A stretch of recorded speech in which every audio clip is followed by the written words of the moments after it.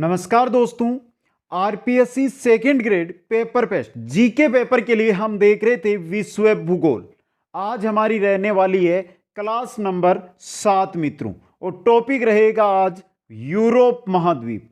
मित्रों, महाद्वीपों से हम टॉपिक है उनको क्लियर कर रहे थे, और इसके अंदर एशिया, उत्तरी अमेरिका और दक्षिणी अमेरिका, ये 3 महाद्वीप हमारे हो चुके थे। और चौथा महाद्वीप जिसके अंदर आज हम अध्ययन करने वाले हैं यूरोप महाद्वीप के बारे में, बहुत ही इंपॉर्टेंट क्लास रहेगी। और यूरोप महाद्वीप से जो भी इंपॉर्टेंट क्वेश्चन बनते हैं आज की इस क्लास के अंदर आपको बताए जाएंगे, इसलिए अंत तक सभी साथी मेरे साथ बने रहें। और जिन साथियों ने अभी तक बाकी की क्लासें, चाहे विश्व भूगोल हो, राजस्थान का भूगोल कंप्लीट हो चुका है, जो राजनीति विज्ञान है वो कंप्लीट हो चुकी है, इतिहास विषय है कंप्लीट हो चुका है, इनकी क्लासें नहीं देखी है तो प्लेलिस्ट में जाकर एक एक क्लास को आप अटेंड कर सकते हैं। इसी के साथ जिन साथियों को पीडीएफ चाहिए, Kuchaman online classes app download करके स्टोर से आप प्राप्त कर सकते हैं, लिंक आपको डिस्क्रिप्शन में मिल जाएगा। तो चलते हैं आज की क्लास की ओर। जल्दी से सभी साथी एक बार शेयर कर दे क्लास को, अपने सभी मित्रों को शेयर कर दें, लाइक करें, और जो नए साथी है पहली बार क्लास पे आए हैं चैनल को जरूर सब्सक्राइब करें। बात कर रहे हैं आज हम यूरोप महाद्वीप की। तो देखिए मित्रों, ये ग्लोब है और ग्लोब में आपको पता करना है यूरोप महाद्वीप है कहां पर। एशिया के समीप देखिए कहां पर मिलता है आपको यूरोप महाद्वीप। तो मित्रों यहां पर देखिए, यह है आपका यूरोप महाद्वीप, यहां पर है यूरोप। दोस्तों एशिया से लगा हुआ है, इधर अफ्रीका से भी लगा हुआ है, अफ्रीका है, इसके साथ भी यहां से देखिए आपको यूरोप महाद्वीप लगा हुआ मिल जाएगा। इससे पहले जो कल की क्लास थी उसके अंदर हमने देखा था उत्तरी अमेरिका और दक्षिणी अमेरिका। एशिया हमने पहले देख लिया। अब बचा है हमारा अफ्रीका और ऑस्ट्रेलिया, ये 2 महाद्वीप जो हमारी नेक्स्ट क्लास के अंदर कंप्लीट हो जाएंगे। तो चलते हैं दोस्तों यूरोप महाद्वीप की ओर। सबसे पहले बात करते हैं यूरोप महाद्वीप के क्षेत्रफल की। तो मित्रों यूरोप महाद्वीप, अगर क्षेत्रफल की बात की जाए तो यूरोप महाद्वीप है जिसका क्षेत्रफल है 99.38 लाख वर्ग किलोमीटर। मतलब सबसे छोटे जो महाद्वीप है ऑस्ट्रेलिया, उससे थोड़ा सा बड़ा महाद्वीप है ये। अगर महाद्वीपों के क्षेत्रफल की बात की जाए तो ये 6 नंबर के लगभग 6 नंबर का महाद्वीप आता है दोस्तों। उत्तरी गोलार्ध का सबसे छोटा एवं ऑस्ट्रेलिया के बाद दूसरा सबसे छोटा महाद्वीप उत्तरी गोलार्ध। अगर पूछा जाए कि उत्तरी गोलार्ध का सबसे छोटा महाद्वीप कौन सा है तो आपका यूरोप होगा। और ऑस्ट्रेलिया के बाद कौन सा छोटा महाद्वीप है तो वो कौन सा होगा, आपका यूरोप महाद्वीप होगा। अगर बात करें अक्षांशीय विस्तार की और देशांतरीय विस्तार, यहां से क्वेश्चन नहीं मिलेगा लेकिन जानकारी के लिए, तो अक्षांशीय विस्तार है यूरोप महाद्वीप का 34 डिग्री 51 मिनट उत्तरी अक्षांश से 81 डिग्री 47 मिनट उत्तरी अक्षांश तक। देशांतरीय विस्तार है इसका 24 डिग्री 33 मिनट से पश्चिमी देशांतर से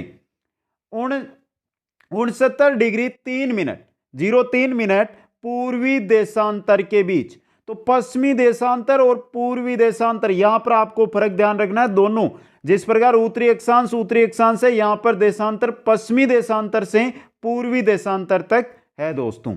आगे चलते हैं और बात करते हैं यूरोप महाद्वीप। यूरोप महाद्वीप में देश कितने आते हैं? तो यूरोप महाद्वीप में कुल 48 देश सम्मिलित है दोस्तों। कितने हैं? 48 देश।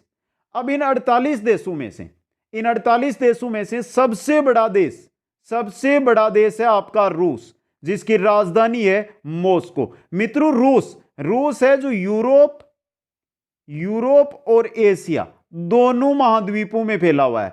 कितने? दोनों महाद्वीपों के अंदर आता है आपका रूस देश। और यूरोप महाद्वीप का सबसे बड़ा देश रूस देश है दोस्तों। अब सबसे बड़ा देश तो हमें पता चल गया, रूस है जिसकी राजधानी है मॉस्को। लेकिन सबसे छोटा देश कौन सा है? क्वेश्चन तो इंपॉर्टेंट यही बनता है कि यूरोप महाद्वीप का सबसे छोटा देश कौन सा है? सबसे छोटा देश है वेटिकन सिटी। और ये यूरोप का ही नहीं, विश्व का सबसे छोटा देश भी है वेटिकन सिटी। यूरोप या विश्व की बात की जाए कि विश्व का सबसे छोटा देश तो आपका कौन सा होगा? वेटिकन सिटी होगा। और अगर बात की जाए यूरोप की तो भी वेटिकन सिटी होगा। है कहां पर ये इटली में रोम नगर के एक भाग में स्थित है। इटली के अंदर रोम है, रोम जो नगर है उसके पास, उसके समीप एक भाग में आपका वेटिकन सिटी है दोस्तों। यहां पर रोमन कैथोलिक चर्च का मुख्यालय है। रोमन कैथोलिक चर्च का मुख्यालय कहां पर है? वेटिकन सिटी में है। एवं पोप का निवास स्थान भी कहां पर है? Vatican city. यह बहुत ही छोटा देश है। इसका जो क्षेत्रफल है वो 1 किलोमीटर से भी कम है। इसका क्षेत्रफल 0.44 वर्ग किमी है, मतलब थोड़ी सी जगह में फैला हुआ देश वेटिकन सिटी है दोस्तों। आगे बात करते हैं सर्वोच्च स्थान की। सर्वोच्च स्थान यानी सबसे ऊंची पर्वत चोटी कौन सी है? माउंट अल्ब्रुस। इंपॉर्टेंट क्वेश्चन है आपके लिए। माउंट अल्ब्रुस है कहां पर? काकेकस पर्वत श्रेणी के अंदर। और मित्रों इसकी ऊंचाई है 5642 मीटर। और किस देश के अंदर आती है? ये आती है रूस के अंदर दोस्तों। तो मित्रों जो ये काकेकस पर्वत है आपका, काकेसस या काकेकस पर्वत है, काकेसस भी होता है, काकेकस भी, दोनों जगह आपको ये मिला हुआ, दोनों जगह पर लिखा हुआ मिल सकता है। ये यूरोप तथा एशिया की सीमा पर स्थित है। रूस, जॉर्जिया, अजरबैजान, यहां पर स्थित है आपका काकेसस पर्वत दोस्तों। आगे हम बात करें निम्नतम स्थान की। निम्नतम स्थान है कैस्पियन सागर। निम्नतम स्थान कौन सा है? कैस्पियन सागर है। यह है आपके समुद्र तल से 28 मीटर नीचे है। कैस्पियन सागर है जो समुद्र तल से कितना? 28 मीटर नीचे, जो यूरोप का सबसे नीचे वाला स्थान है। तो दोनों इंपॉर्टेंट है आपके लिए। यूरोप महाद्वीप की सर्वोच्च पर्वत चोटी और निम्न स्थान कौन कौन से हैं? सर्वोच्च पर्वत चोटी है माउंट अल्ब्रुस, काकेकस पर्वत श्रेणी में है, रूस में स्थित है, ऊंचाई है 5642। और निम्नतम स्थान है कैस्पियन सागर। बात करते हैं आगे सबसे लंबी नदी की। सबसे लंबी नदी कौन सी है? वोल्गा। सबसे लंबी नदी है आपकी वोल्गा। जो वोल्गा नदी है ये किस में गिरती है? कैस्पियन सागर में गिरती है। इसमें कैस्पियन सागर में गिरती है। रूस का महत्वपूर्ण जलमार्ग, रूस जो देश है उसका महत्वपूर्ण जलमार्ग है आपकी जो वोल्गा नदी है दोस्तों ये। और यूरोपीय रूस की सबसे लंबी नदी, अगर हम बात कर यहां पे यूरोप महाद्वीप की बात कर रहे हैं या फिर जो यूरोपीय रूस है उसकी बात करें, इन दोनों की सबसे लंबी नदी आपकी कौन सी है? वोल्गा नदी है। अब मित्रों आगे चलते हैं और यूरोप का जो पश्चिम, पूर्व, दक्षिण और उत्तर के अंदर कहां कहां तक इसका विस्तार है और अंतिम बिंदु कौन सा है उनकी बात करते हैं। तो उत्तरतम बिंदु ओस्ट्रुआ रुडोल्पा, रूसी संघ के अंदर आता है ये ओस्ट्रुआ रुडोल्पा, यह है उत्तरतम बिंदु। दक्षिणतम बिंदु है गाउडोस, जो आता है ग्रीस के अंदर, ग्रीस देश की जगह है गाउडोस, यह है दक्षिणतम यूरोप महाद्वीप का बिंदु। सबसे पूर्वी बिंदु यूरोप महाद्वीप का मिस पिलसिंग्स्की, जो रूसी संघ के अंतर्गत आता है। और सबसे पश्चिमी बिंदु है जारंगतंगर, जो है आइसलैंड देश के अंदर। तो ये उत्तर, दक्षिण, पूर्व और पश्चिमतम बिंदु है यूरोप महाद्वीप के, वो इस प्रकार है। अब बात करें आगे कि यूरोप महाद्वीप का उत्तर दक्षिण विस्तार कितना है। उत्तर से दक्षिण विस्तार, यह विस्तार है जो यूरोप महाद्वीप का कितना है? यह है 43,000 किलोमीटर, 4,300 किलोमीटर। कितना है? 4,300 किलोमीटर। पूर्व से पश्चिम विस्तार यह है 5,600 किलोमीटर, 5,600 किलोमीटर। 4300 तो यह हो गया आपका, और 5,5600 यह हो गया। आगे देखिए क्षेत्रफल में 5 बड़े देश, यूरोप महाद्वीप के क्षेत्रफल में 5 बड़े देश। एक नंबर पे हमने देख लिया सबसे बड़ा देश कौन सा है? रूस है। 2 नंबर पे आएगा यूक्रेन, 3 नंबर पे आएगा फ्रांस, 4 नंबर पे आएगा स्पेन, 5 नंबर पे आएगा स्वीडन। तो सबसे बड़े अगर हम देशों की बात करें तो 1 नंबर पे रूस है। अब रूस की राजधानी आपको पता है क्योंकि इंपॉर्टेंट है, ये मॉस्को है इसकी राजधानी कौन सी है? मॉस्को। इंपॉर्टेंट है आपके लिए, याद रखना है कि जो रूस है इसकी राजधानी कहां पर है। आगे चलते हैं, ये 5 देश आपको याद रखने हैं। आगे चलते हैं, अब हम बात करते हैं आगे जनसंख्या के अंदर 5 बड़े नगर। यूरोप महाद्वीप का जनसंख्या में 1 नंबर पे आता है, वो है पेरिस। कौन सा है मित्रों? पेरिस। एक नंबर पे आएगा पेरिस। 2 नंबर, अब यहां पे बात हो गई, जो पेरिस है ये राजधानी किसका है? इंपॉर्टेंट है क्योंकि सबसे बड़ा शहर है जनसंख्या में। तो पेरिस किस देश की राजधानी है? आपके फ्रांस की। किसकी है? फ्रांस की राजधानी है पेरिस। 2 नंबर पे मॉस्को, मॉस्को जो रूस की राजधानी। 3 नंबर पे लंदन। 4 नंबर पे एसेस जो जर्मनी, और 5 एसेस है जर्मनी के अंदर। और सेंट पीटर्सबर्ग ये कहां का है? रूस का। ये 5 बड़े नगर है जनसंख्या के अंदर दोस्तों। 3 बड़े द्वीप, जनसंख्या की बात नहीं हो रही है, बड़े द्वीप कि बड़े बड़े द्वीप कौन से हैं? तो ब्रिटेन, आइसलैंड और आयरलैंड, ये तीनों द्वीप है मित्रों। ये तीनों क्या है? द्वीप है। आगे चलते हैं और देखते हैं सबसे बड़ी झील। सबसे बड़ी झील है लाडोगा, जिसका क्षेत्रफल है 18,390 वर्ग किमी, और ये कौन से देश में आती है? रूस के अंदर। सबसे बड़ी झील लाडोगा यूरोप महाद्वीप की झील है। आगे देखिए मित्रों, अब कुछ नहरें हैं जिनके बारे में आपको इंपॉर्टेंट जानकारी रखनी है। पहली हमारी अगर नहर की बात करें तो पहली नहर आती है किल नहर। कौन सी नहर है? किल नहर। बाल्टिक सागर को उत्तरी सागर से जोड़ती है। किल नहर है जो बाल्टिक सागर या बाल्टिक सागर को उत्तरी सागर से जोड़ती है। क्वेश्चन बन गया, बाल्टिक सागर को उत्तरी सागर से जोड़ने वाली नहर किल नहर, जिसकी लंबाई है लगभग 100 किलोमीटर, चौड़ाई 50 मीटर के आसपास, और गहराई है 13 मीटर दोस्तों। 2 नंबर पे जो हमारी नहर आती है वो आती है मैनचेस्टर नहर। कौन सी है? मैनचेस्टर नहर। अब मित्रों यहां पे देखिए मैनचेस्टर नहर। मैनचेस्टर नहर ग्रेट ब्रिटेन की सबसे बड़ी व व्यापारिक नहर। Important question. Great Britain, great Britain के अंदर 3 देश है, इंग्लैंड, वेल्स और स्कॉटलैंड। आगे जानकारी दे दूंगा मैं आपको अच्छी तरह की, कौन जो आपको यूके यानी संयुक्त राज्य और ग्रेट ब्रिटेन, इनमें कौन कौन से देश आते हैं, आगे पूरी जानकारी दूंगा। अभी देखिए मित्रों, तो यहां पर हम बात किसकी कर रहे हैं? यहां पर हम बात कर रहे हैं मैनचेस्टर की। तो ये ग्रेट ब्रिटेन की सबसे बड़ी और व्यापारिक नहर है। मैनचेस्टर को लिवरपूल से जोड़ती है। मैनचेस्टर है उसको किससे जोड़ती है? लिवरपूल से जोड़ती है। और इसकी लंबाई कितनी है? 58 किलोमीटर इसकी कुल लंबाई है। तीसरी नहर की अगर हम बात करें तो तीसरी नहर है डोन वोल्गा नहर।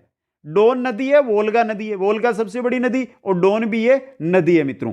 अब इसका नाम डोन वोल्गा नहर क्यों है? क्योंकि यूरोप की 2 महत्वपूर्ण नदियां, एक डोन दूसरी वोल्गा, इन दोनों को ये जोड़ती है। इन्हीं नदियों के नाम पर इस नहर का नाम है डोन वोल्गा नहर। तो कौन कौन सी नदियां? डोन और वोल्गा को जोड़ने वाली नहर डोन वोल्गा नहर। इस नहर से भूमध्य सागर व काला सागर जुड़ता है। जो डोन वोल्गा नहर है इससे भूमध्य सागर और काला सागर भी जुड़ता है। इससे यूरोप का अफ्रीकी व एशियाई व्यापार सरलता से होता है। यूरोप महाद्वीप का अफ्रीका महाद्वीप और एशिया महाद्वीप के साथ जो जलमार्ग के द्वारा व्यापार होता है वो डोन वोल्गा नहर के कारण आसानी से होता है दोस्तों। आगे देखिए, यहां पर कुछ नदियां हैं जो किन किन में गिरती है उनके बारे में देखिए। यूराल व वोल्गा नदियां कैस्पियन सागर में गिरती है। वोल्गा नदी के बारे में हमने देख लिया, कैस्पियन सागर में गिरती है। और जो यूराल नदी है यह भी किसमें? कैस्पियन सागर में। नीपर, निस्टरडोन, डेन्यूब, नीपर, निस्टरडोन और डेन्यूब है, ये नदियां किसमें गिरती है? काला सागर के अंदर ये नदियां गिरती है दोस्तों। भूमध्य सागर के अंदर गिरने वाली नदी है रोन नदी। भूमध्य सागर, यूरोप महाद्वीप से भूमध्य सागर में गिरने वाली नदी रोन नदी। और यूरोप की सबसे व्यस्त नदी, यह इंपॉर्टेंट क्वेश्चन बना आपके, यूरोप की सबसे व्यस्त नदी है आपकी राइन नदी। कौन सी नदी है? राइन नदी। इंपॉर्टेंट क्वेश्चन है आपके लिए। आगे देखिए, नीदरलैंड में समुद्र को पीछे धकेल कर प्राप्त की जाने वाली नई कृषि योग्य भूमि पोल्डर लैंड कहलाती है।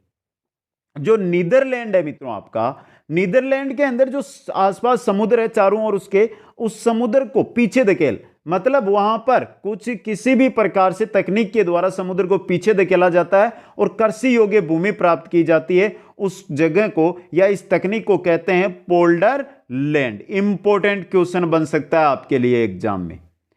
अब बात करते हैं मित्रों आगे चलकर झीलों का देश।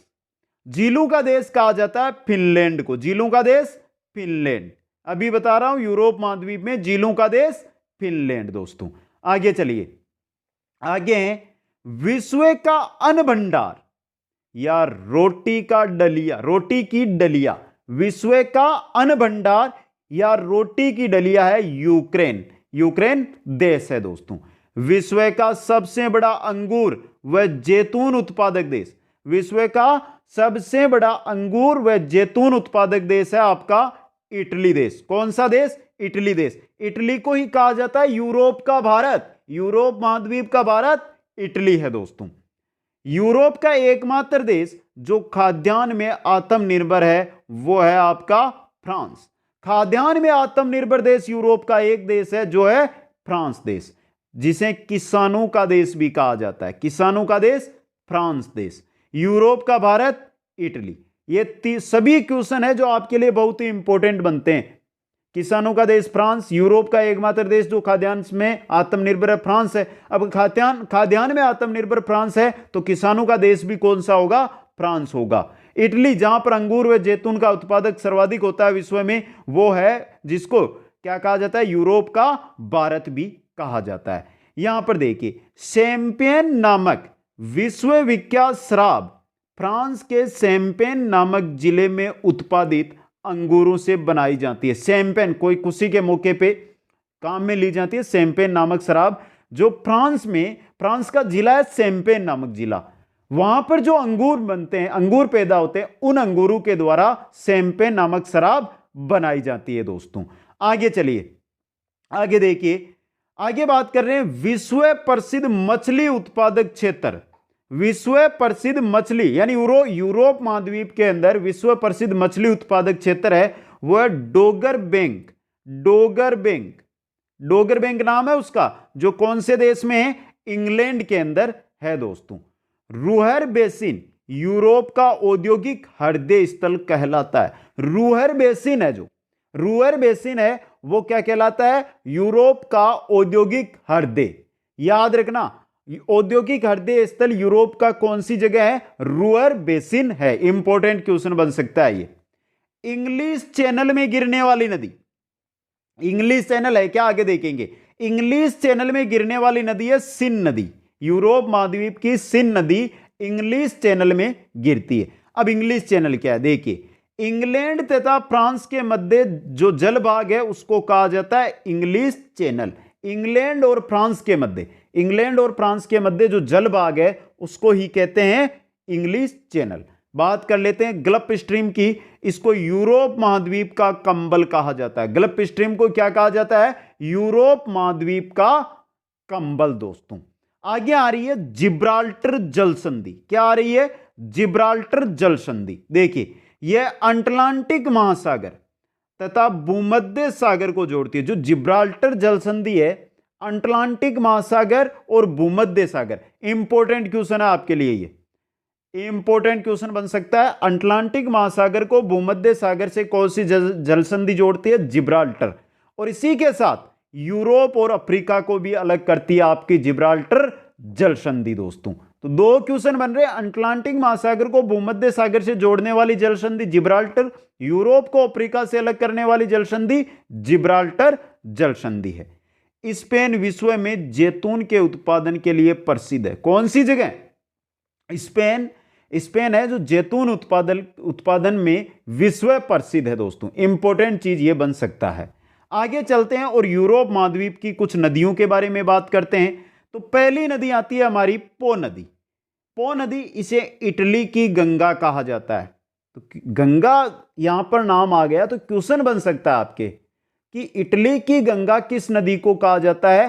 पो नदी को कहा जाता है। बात करें राइन नदी की, इसे कोयला नदी भी कहा जाता है। राइन नदी है, इसको कोयला नदी क्यों कहा जाता है? राइन नदी को कोयला नदी। देखिए, यह जर्मनी के रूहर प्रदेश, जर्मनी के रूहर प्रदेश, यूरोप का औद्योगिक हृदय स्थल है रूहर प्रदेश, जो कोयला क्षेत्र है से होकर प्रवाहित होती है। इसी वजह से राइन नदी को कोयला नदी कहते हैं। राइन नदी यूरोप महाद्वीप का व्यस्तम जलमार्ग है, जो हमने पहले देख लिया। व्यस्तम जलमार्ग राइन नदी है। आगे बात करें टाइबर नदी। टाइबर नदी के मुआने के समीप वेटिकन सिटी तथा रोम स्थित है। वेटिकन रोम में ही, रोम शहर है, उसी में एक साइड जगह है जहां पर वेटिकन सिटी है। तो ये दोनों है जो आपके टाइबर नदी के तट पर है। किस पर है? टाइबर। अब ये रोम है आपका, ये राजधानी किसका है? कब से हम देख रहे हैं रोम रोम रोम राजधानी किसका है? इटली की राजधानी है रोम। आगे बात करते हैं यूराल पर्वत की। रूस में स्थित यूराल पर्वत एशिया व यूरोप महाद्वीप को अलग करता है। तो क्वेश्चन बन गया, एशिया और यूरोप को अलग कर रहा है, इस वजह से आपको याद रखना है यूराल पर्वत। अब मित्रों, यूराल पर्वत की हम बात कर रहे हैं। यूराल पर्वत एशिया और यूरोप को अलग करता है, दोनों महाद्वीपों को। लेकिन कुछ देश, यानी दो ऐसे देश हैं जो एशिया में भी है और यूरोप में भी है। कौन से? तो विश्व के दो देश जो एशिया तथा यूरोप महाद्वीप दोनों में स्थित है।